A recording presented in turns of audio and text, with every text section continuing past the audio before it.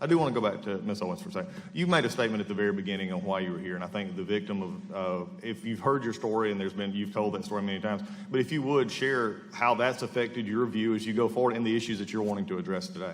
Certainly. So when I was speaking about different classifications of hate crimes, which actually has increased and obviously impacts statistics, when I was in high school, I received a slew of messages from the Democrat governor of Connecticut's son, Mr. Daniel Malloy, and at the time he was the mayor of Stamford, and his son, along with 3 other boys, referred to me as the N-word, threatened to tar and feather my family and put a bullet in the back of my head like they did to Martin Luther King. This is a story that's not often spoken about because the media has no interest in telling the truth about how it's formed my views towards conservatism.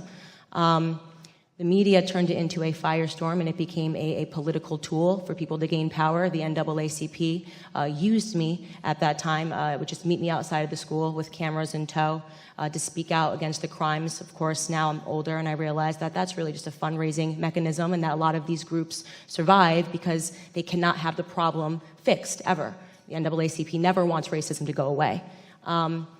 Bottom line, all I was looking for at that time was an apology. The youngest person in that car was 14 years old, and I understand that human beings can make mistakes and do stupid things, but we're not in a society anymore where an apology is good enough, and we're obsessed with labels. We're obsessed with labeling people as racist, as they did to those young boys, and it simultaneously impacted me as a victim. It's not fun to be a victim, and I'm adamantly against victimhood, and I speak out to the Black community about how it ultimately harms us.